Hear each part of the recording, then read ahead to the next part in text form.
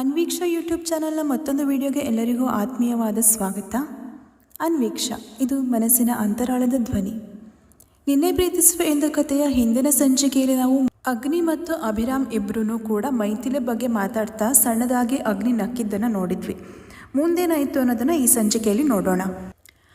ಅಗ್ನಿಗೆ ಇಂಜೆಕ್ಷನ್ ಮಾತ್ರೆಗಳ ಪ್ರಭಾವಕ್ಕೋ ಅಥವಾ ತಮ್ಮನೊಂದಿಗೆ ಸ್ವಲ್ಪ ಹೊತ್ತು ಮಾತನಾಡಿದರ ಪರಿಣಾಮವೇನೋ ಮನಸ್ಸಿಗೆ ತುಸು ನೆಮ್ಮದಿ ಅನಿಸಿತ್ತು. ಸ್ವಲ್ಪ ಹೊತ್ತು ಹಾಗೆ ಸುಮ್ಮನೆ ಇದ್ದ ಅಗ್ನಿ ನಂತರ ಮನೆಯವರ ಬಗ್ಗೆ ಕೇಳಿದ. ಅಗ್ರಜನ ಮಾತಿಗೆ ಅಭಿ, ಎಲ್ರನ್ನೂ ನಾನೇ ರಾತ್ರಿ ಮನೆಗೆ ಹೋಗೋದಕ್ಕೆ ಹೇಳಿದ್ದೆ ಅಗ್ರಜ. ಇನ್ನೇನು ಎಲ್ಲರೂ ಬರಬಹುದು. ನಿಮಗೆ ಪ್ರಜ್ಞೆ ಬಂದ ವಿಷಯವನ್ನು ನಾನು ಮನೇಲಿ ಯಾರಿಗೂ ಹೇಳಿಲ್ಲ. ಒಂದು ನಿಮಿಷ ಮನೆಗೆ ಫೋನ್ ಮಾಡಿ ಹೇಳಿ ಬರ್ತೀನಿ ಎಂದವ ತನ್ನ ಮೊಬೈಲ್ ಹಿಡಿದು ಪಕ್ಕಕ್ಕೆ ಸರಿದು ಹೋಗಿ ಕೌಸಲ್ಯ ದೇವಿಯವರಿಗೆ ಫೋನ್ ಮಾಡಿ ಅಗ್ರಜನಿಗೆ ಪ್ರಜ್ಞೆ ಬಂದ ವಿಷಯವನ್ನು ಹೇಳಿದ್ದ. ಮಗನೊಟ್ಟಿಗೆ ಮಾತಾಡಿದ ಕೌಸಲ್ಯ ದೇವಿಯವರು ತಾವು ಕೂಡಲೇ ಹೊರಟು ಬರುವುದಾಗಿ ತಿಳಿಸಿದರು. ನಂತರದ ಕೆಲವು ಹೊತ್ತಿನಲ್ಲಿ ಅಭಿರಾಮ್ ಅಗ್ರಜನ ಜೊತೆಗೆ ಅದು ಇದು ಸಣ್ಣ ಪುಟ್ಟದಾಗಿ ಮಾತಾಡ್ತಾ ಕುಳಿತಿದ್ದ. ಹಾಗೂ ಹೀಗೂ ಸಮಯ ನೋಡಿಕೊಂಡು, ಅಗ್ರಜ, ಈ ಆಕ್ಸಿಡೆಂಟ್ ಹೇಗಾಯಿತು? ನೀವು ಡ್ರೈವಿಂಗಲ್ಲಿ ಪರ್ಫೆಕ್ಟ್, ಹಾಗಿದ್ದಾಗ ಈ ಆಕ್ಸಿಡೆಂಟ್ ಹೇಗಾಗೋದಕ್ಕೆ ಸಾಧ್ಯ ಎಂದು ಮತ್ತದೇ ವಿಷಯವನ್ನು ಕೇಳಿ ಪೀಠಿಕೆ ಹಾಕಿದ್ದ ಅಭಿ. ಅಗ್ನಿ ಕೆಲ ಹೊತ್ತು ಆ ಘಟನೆಯನ್ನು ಜ್ಞಾಪಿಸಿಕೊಳ್ಳಲು ಪ್ರಯತ್ನಿಸಿದ. ಅಂದರೆ ತನಗೆ ಆಕ್ಸಿಡೆಂಟ್ ಆಗೋ ಮೊದಲು ಏನಾಯಿತು ಅಂತ ಜ್ಞಾಪಿಸಿಕೊಳ್ಳೋದಕ್ಕೆ ಎಷ್ಟೇ ಪ್ರಯತ್ನ ಪಟ್ಟರೂ ಅವನಿಗೆ ಆಗಲಿಲ್ಲ. ತಲೆ ಸಿಡಿದ ಅನುಭವ ಆಯಿತು ಅವನಿಗೆ. ಒಂದು ರೀತಿ ಚಡಪಡಿಸುತ್ತಾ, ನೆನಪಾಗ್ತಾ ಇಲ್ಲ ಕಣೋ ಅಭಿ, ನೆನಪು ಮಾಡ್ಕೊಳ್ಳೋದಕ್ಕೆ ಹೋದ್ರೂ ತುಂಬ ತಲೆನೋವು ಬರ್ತಾ ಇದೆ ಎಂದು ಹೇಳಿದ ಅಗ್ನಿ. ತನ್ನ ಅಗ್ರಜನ ಸ್ಥಿತಿಯನ್ನು ಅರ್ಥ ಮಾಡಿಕೊಂಡ ಅಭಿ, ಸರಿ ಅಗ್ರಜ, ನೀವೀಗ ರೆಸ್ಟ್ ಮಾಡಿ. ನೀವು ಫುಲ್ ರಿಕವರಿ ಆದಮೇಲೆ ನಾವು ಈ ವಿಷಯದ ಬಗ್ಗೆ ಮಾತಾಡೋಣ. ಈಗ ಆ ವಿಚಾರ ಬೇಡ, ಗಂಭೀರವಾಗಿ ಹೇಳಿದ ಅಭಿ ತನ್ನ ಅಗ್ರಜನಿಗೆ ಮಲಗಲು ಸಹಾಯ ಮಾಡಿ ಅಲ್ಲೇ ಅವನನ್ನೇ ನೋಡ್ತಾ ಕುಳಿತುಕೊಂಡ. ಸಮಯ ಹಾಗೆ ಕಳೆದು ಹೋಗಿತ್ತು. ನಂತರದ ಕೆಲ ಹೊತ್ತಿನಲ್ಲಿ ಕೌಸಲ್ಯ, ಭರತ್ ಮತ್ತು ಸರಸ್ವತಿ ಮೂವರು ಆಸ್ಪತ್ರೆಗೆ ಬಂದಿದ್ದರು ಅಗ್ನಿಯನ್ನು ನೋಡೋದಕ್ಕೆ. ಆ ಹೊತ್ತಿನಲ್ಲಿ ಅಗ್ನಿ ಮಲಗಿದ್ದ. ಭರತ್ ಅವರು ಅಭಿಯ ಬಳಿ ಬಂದು ಅವನ ಭುಜದ ಮೇಲೆ ಕೈ ಇಟ್ಟು, ಅಭಿ, ಶ್ರೀಗೆ ಪ್ರಜ್ಞೆ ಬಂದಿದೆ ಅಂತ ಹೇಳಿ ಫೋನ್ ಮಾಡಿದ್ದೆ, ಆದರೆ ಇಲ್ಲಿ ನೋಡಿದ್ರೆ ಅಂದು ಅಗ್ನಿ ಮಲಗಿದ್ದನ್ನು ನೋಡಿ ಕೇಳಿದರು. ಹೌದು ಚಿಕ್ಕು, ನಿಜವಾಗಿಯೂ ಅಗ್ರಜನಿಗೆ ಪ್ರಜ್ಞೆ ಬಂದಿತ್ತು. ಇಷ್ಟೊತ್ತು ನನ್ನ ಜೊತೆಗೆ ಮಾತಾಡ್ತಾ ಇದ್ರು. ಈಗೊಂದು ಸ್ವಲ್ಪ ಹೊತ್ತಾಯ್ತಷ್ಟೇ, ತಲೆನೋವು ಬರ್ತಾ ಇದೆ ಅಂತ ಮಲಗಿದ್ರು. ಡಾಕ್ಟ್ರ್ ಏನು ತೊಂದರೆ ಇಲ್ಲ ಅಂತ ಹೇಳಿದ್ದಾರೆ, ಆದರೂ ನೀವೊಮ್ಮೆ ಡಾಕ್ಟರ್ ಜೊತೆಗೆ ಮಾತಾಡಿ ಅಂತ ಹೇಳಿದ್ದ ಅಭಿ. ಕೌಸಲ್ಯ ದೇವಿಯವರು ತಮ್ಮ ಹಿರಿಯ ಮಗ ಆಸ್ಪತ್ರೆ ಬೆಡ್ ಮೇಲೆ ಮಲಗಿರೋದನ್ನು ನೋಡಿ ನಿಧಾನವಾಗಿ ಅವನ ಬಳಿ ಹೋಗಿ ಹಣೆಯ ಮೇಲೆ ಮೆಲ್ಲಗೆ ಕೈ ಆಡಿಸಿ ಕಣ್ಣಲ್ಲಿ ನೀರು ತುಂಬಿಕೊಂಡು, ಬೇಗ ಹುಷಾರಾಗು ಮಗನೆ ಹೇಳಿ ಅವನನ್ನು ಆ ಸ್ಥಿತಿಯಲ್ಲಿ ನೋಡಲಾಗದೆ ಹೊರಗೆ ಬಂದಿದ್ದರು. ಮಗನ ಮೇಲೆ ಎಷ್ಟೇ ಕೋಪ ಅಸಮಾಧಾನ ಇದ್ದರೂ ಪ್ರೀತಿಯಂತೂ ತುಸು ಹೆಚ್ಚೇ ಇತ್ತು ಆ ತಾಯಿ ಜೀವಕ್ಕೆ. ನಂತರ ಸರಸ್ವತಿಯವರು ಕೂಡ ಸ್ವಲ್ಪ ಹೊತ್ತು ಅಲ್ಲೇ ಇದ್ದು ಅಗ್ನಿ ಎಚ್ಚರ ಆಗುವವರೆಗೆ ಕಾದು ಅವನಿಗೆ ಎಚ್ಚರ ಆದ ನಂತರ ಅವನ ಜೊತೆ ಸ್ವಲ್ಪ ಹೊತ್ತು ಮಾತಾಡಿ ಆರೋಗ್ಯದ ಬಗ್ಗೆ ವಿಚಾರಿಸ್ಕೊಂಡು ಹೋಗಿದ್ರು. ಭರತ್ ಅವರು ಅಗ್ನಿಯನ್ನು ಟ್ರೀಟ್ ಮಾಡ್ತಾ ಇದ್ದ ಡಾಕ್ಟರ್ ಹತ್ರ ಹೋಗಿ ಮಾತಾಡಿ ಅಗ್ನಿಯ ಈಗಿನ ಕಂಡೀಷನ್ ಬಗ್ಗೆ ಕೇಳಿ ತಿಳಿದುಕೊಂಡು ಅವನ ಡಿಸ್ಚಾರ್ಜ್ ಪ್ರೊಸೀಜರ್ ಬಗ್ಗೆ ಕೂಡ ಕೇಳ್ಕೊಂಡು ಬಂದಿದ್ದರು. ಡಾಕ್ಟರ್ 2 ದಿನ ಬಿಟ್ಟು ಅಗ್ನಿಯನ್ನು ಡಿಸ್ಚಾರ್ಜ್ ಮಾಡೋದಾಗಿ ಹೇಳಿ ಕಳಿಸಿದ್ರು. ಇತ್ತ ಆ ಅನಾಮಿಕ ವ್ಯಕ್ತಿಯ ಅಡ್ಡದಲ್ಲಿ, ಬಾಸ್, ಆ ಶ್ರೀರಾಮ್ ಭಾರದ್ವಾಜ್ಗೆ ಪ್ರಜ್ಞೆ ಬಂತಂತೆ ಬಾಸ್. ನಾವೆಲ್ಲ ಅವನಿಗೆ ಬಿದ್ದಿರೋ ಆ ಹೊಡೆತಕ್ಕೆ ಏನಿಲ್ಲ ಅಂದರೂ ಅವನು 1 ತಿಂಗಳು ಎದ್ದೇಳಲ್ಲ, ಇಲ್ಲ ಒಂದಿಷ್ಟು ವರ್ಷ ಕೋಮದಲ್ಲಿ ಬಿದ್ದಿರ್ತಾನೆ ಅಂತ ಅಂದ್ಕೊಂಡ್ರೆ ಅವನಿಗೆ ಇಷ್ಟು ಬೇಗ ಎಚ್ಚರ ಆಗೋಯ್ತಲ್ಲ ಬಾಸ್. ಅವನನ್ನು ಕೊಲೆ ಮಾಡೋದಕ್ಕೆ ನೀವು ನನಗೆ ಸುಪಾರಿ ಕೊಡಬೇಕಿತ್ತು ಬಾಸ್.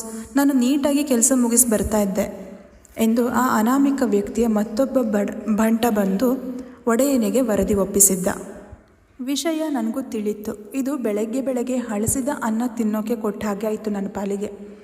ಬೇರೆ ಏನಾದರೂ ಹೊಸ ವಿಷಯ ಇದ್ದರೆ ಹೇಳು ಎಂದು ಆ ಅನಾಮಿಕ ವ್ಯಕ್ತಿ ಬಾಯಲ್ಲಿ ಸಿಗರೇಟ್ ಇಟ್ಟುಕೊಂಡು ಬೆಂಕಿ ಹಚ್ಚುತ್ತಾ ಹೇಳಿದ್ದ. ಇನ್ನೇನೂ ಇಲ್ಲ ಬಾಸ್, ಇಷ್ಟೇ ವಿಷಯ ಎಂದು ಆತನ ಬಂಟ ತಲೆ ತಗ್ಗಿಸಿ ಹೇಳಿದ್ದ. ಹಾಗಾದರೆ ನೀನು ಇಲ್ಲಿಂದ ಹೊರಡು, ಆದರೆ ಅಲ್ಲಿನ ಪ್ರತಿ ಮೂಮೆಂಟ್ ನನಗೆ ಅಪ್ಡೇಟ್ ಬೇಕು, ಹೋಗಿಲ್ಲಿಂದ ಎಂದು ಆತನನ್ನು ಕಳುಹಿಸಿದ ಆ ಅನಾಮಿಕ ವ್ಯಕ್ತಿಯ ಕಣ್ಣುಗಳಲ್ಲಿ ಅಗ್ನಿಯ ಕಡೆಗೆ ತೀರದ ಆಕ್ರೋಶ, ಕಣ್ಣುಗಳು ಕೆಂಡ ಉಗುಳುತ್ತಿದ್ದವು.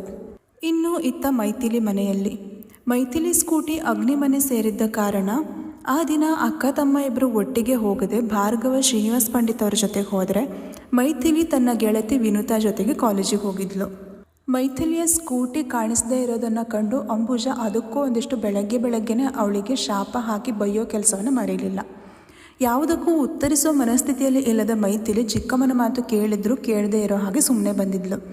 ಆದರೆ ಭಾರ್ಗವ ಮಾತ್ರ ಸುಮ್ಮನಿರದೆ ಚಿಕ್ಕಮ್ಮನಿಗೆ ಸರಿಯಾಗಿ ಹೇಳಿಯೇ ಬಂದಿದ್ದ. ಇನ್ನು ಈತ ಶ್ರೀರಕ್ಷಾ ಶಿಕ್ಷಣ ಸಂಸ್ಥೆಯಲ್ಲಿ ಬೆಳಗ್ಗೆಯೇ ಅಗ್ನಿಗೆ ಆಕ್ಸಿಡೆಂಟ್ ಆದ ವಿಚಾರ ಇಡೀ ಕಾಲೇಜಿನ ತುಂಬ ಕಾಡ್ಗಿಚ್ಚಿನಂತೆ ಹಬ್ಬಿತ್ತು. ಎಲ್ಲರೂ ಅಲ್ಲಿ ಅಗ್ನಿಯ ಆರೋಗ್ಯಕ್ಕಾಗಿ ಬೇಡಿಕೊಳ್ತಾ ಇದ್ದರು. ಕಾಲೇಜಿಗೆ ಬಂದು ಕ್ಲಾಸಲ್ಲಿ ಕುಳಿತ ಮೈಥಿಲಿ ಅನ್ಯಮನಸ್ಕಳಾಗಿಯೇ ಇದ್ಲು. ವಿನುತಾ ಗೆಳತಿಯ ಅನ್ಯಮನಸ್ಕತೆಯನ್ನು ಕಂಡು ಕಾರಣ ಕೇಳಿದಾಗ ಅವಳಿಗೆ ನಡೆದ ವಿಷಯವನ್ನು ತಿಳಿಸಿದ್ಲು ಮೈಥಿಲಿ. ವಿನುತಾ ಕೂಡ ಅದಕ್ಕೆ ಬೇಸರ ವ್ಯಕ್ತಪಡಿಸಿದ್ಲು. ಮೈಥಿಲಿ ಹಾಗೂ ಹೀಗೂ ಮಧ್ಯಾಹ್ನದ ತನಕ ಕ್ಲಾಸಲ್ಲಿ ಕುಳಿತು ಇನ್ನೂ ತನ್ನಿಂದ ಕೂರೋಕೆ ಆಗೋದಿಲ್ಲ ಎನ್ನಿಸಿದಾಗ ಮೊದಲು ಆಸ್ಪತ್ರೆಗೆ ಹೋಗಿ ಅಗ್ನಿಯವರು ಹೇಗಿದ್ದಾರೆ ಅಂತ ನೋಡ್ಕೊಂಡು ಬರಬೇಕು. ಅಲ್ಲಿವರೆಗೂ ಈ ಮನಸ್ಸಿಗೆ ಸಮಾಧಾನ ಅನ್ನೋದೇ ಇಲ್ಲ.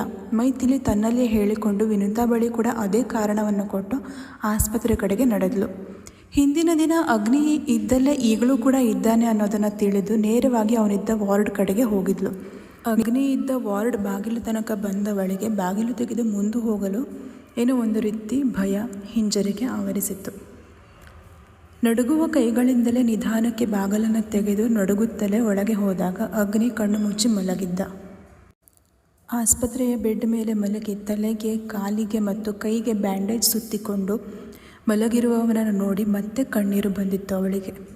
ಹೇಗಿದ್ದ ವ್ಯಕ್ತಿ ಹೇಗಾದರೂ ಅನ್ನಿಸದೇ ಇರಲಿಲ್ಲ. ರಾಮ್, ಇದೇನಾಯಿತು ನಿಮಗೆ? ಬೇಗ ಹುಷಾರಾಗಿ ಬನ್ನಿ, ನಿಮಗಾಗಿ ನಿಮ್ಮವರೆಲ್ಲರೂ ಕಾಯ್ತಾ ಇದ್ದಾರೆ ಅಳುತ್ತಲೇ ಹೇಳಿದ್ಲು ಮೈಥಿಲಿ. ಅವನಿಗೆ ಅವಳ ಮಾತು ಕೇಳಿಸ್ತೋ ಇಲ್ವೋ ಗೊತ್ತಿಲ್ಲ.